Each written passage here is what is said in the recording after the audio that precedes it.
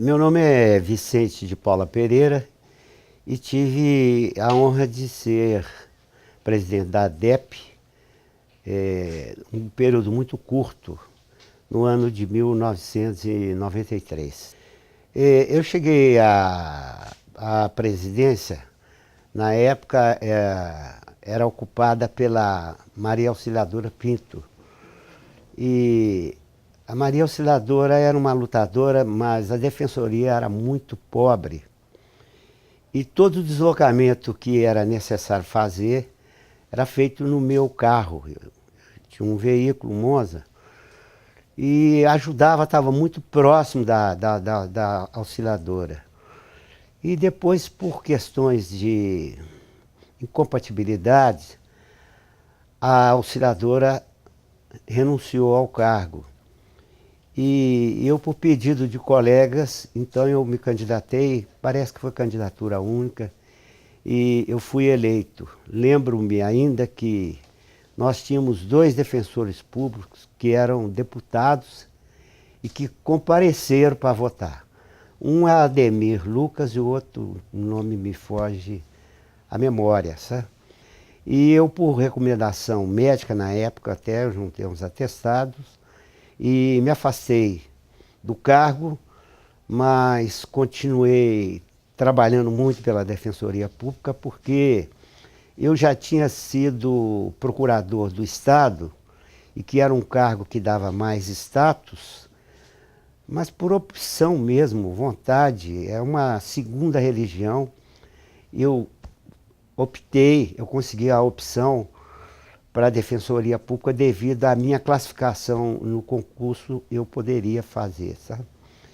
E depois que eu saí, eu continuei lutando, porque eu sou nascido, criado em Belo Horizonte, fui atleta profissional de futebol, então eu tinha trânsito mais livre do que as pessoas comuns.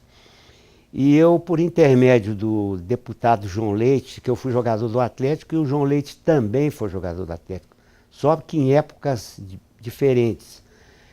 E eu consegui que a Defensoria Pública passasse a ser recebida lá no plenário, porque até então a Defensoria não tinha acesso.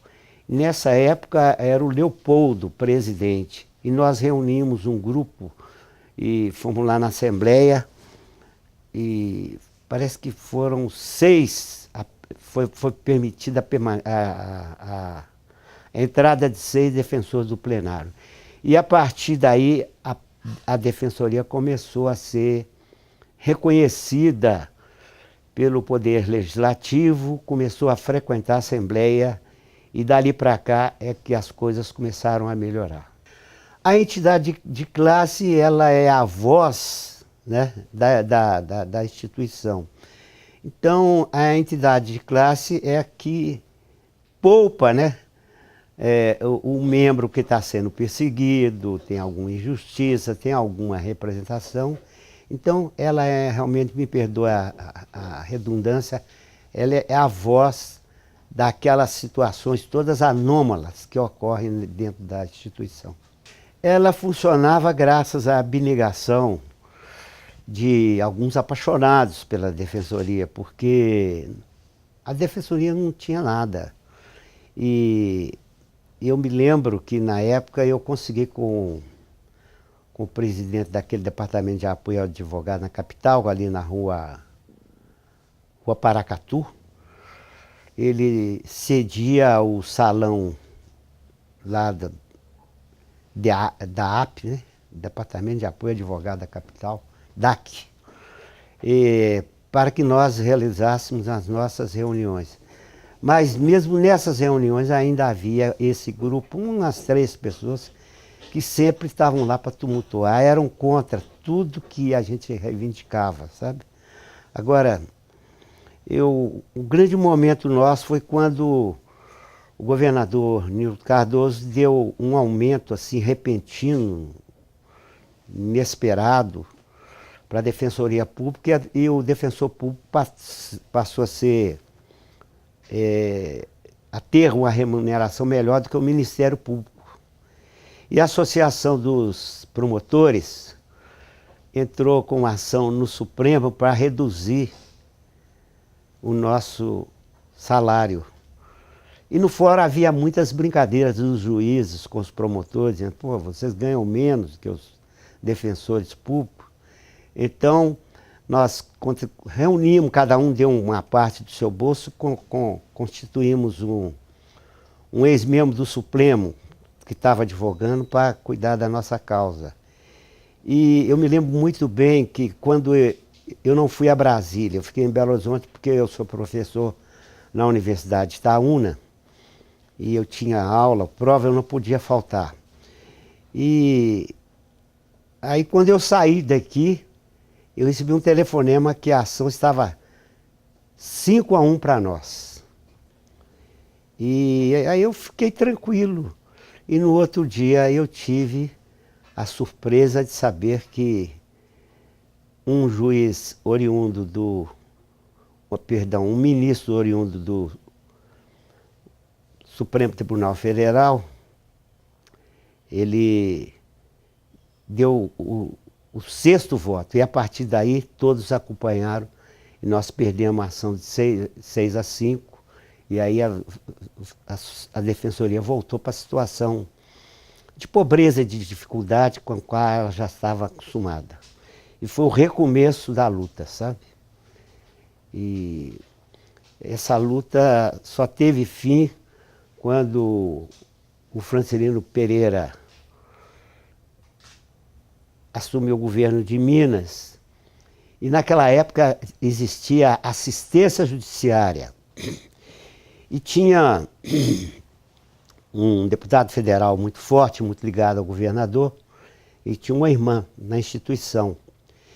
Então foi no governo do Francelino Pereira que foi criada a Defensoria Pública, com um salário mais condizente, uma organização mais estruturada, e veio nesse processo de crescimento, chegou ao ponto em que ela hoje está.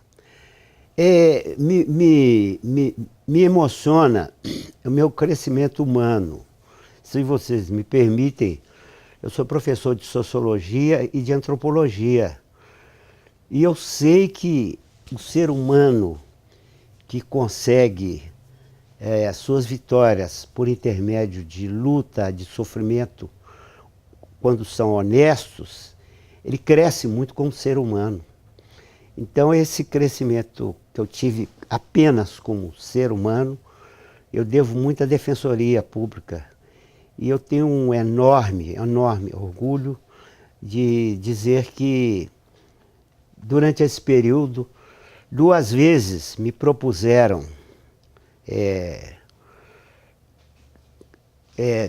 candidatar a um cargo de desembargador. Foram 2 desembargadores que me procuraram. E eu cheguei à conclusão que eu nasci para ser defensor público. Eu tenho muita, da minha parte religiosa, essa vocação de compartilhar, e cada vez que eu ajudo uma pessoa simples, uma pessoa pobre, eu sinto um crescimento pessoal. Eu queria falar que eu sou muito grato, sabe? Muito grato. Eu sou de origem humilde e minha família é pobre. Minha mãe é filha de português e meu pai é descendente de africanos. E meu pai era negro, mulato como eu, e estudava num seminário. E depois meu pai foi expulso do seminário porque a Igreja Católica não aceitava padres negros. E isso produziu um desgosto enorme no meu pai. E ele conheceu minha mãe, casou com ela, teve filhos, mas pouco tempo depois ele pegou um câncer e morreu. E nós começamos a trabalhar muito cedo ali ao lado da minha mãe. E tem um episódio na minha vida, vocês me desculpem a falta de modéstia, mas uma ocasião a Mendes Júnior e a Prefeitura de Belo Horizonte prestaram uma homenagem as 10 moradores de Belo Horizonte, e eles foram escolhidos por intermédio de entrevistas feitas na Praça da Liberdade, e eu fui um dos escolhidos, e o meu retrato ficou na travessia da Praça da Liberdade, um retrato de 4 por 6 metros, ficou mais de 10 dias lá contando a minha história de vida.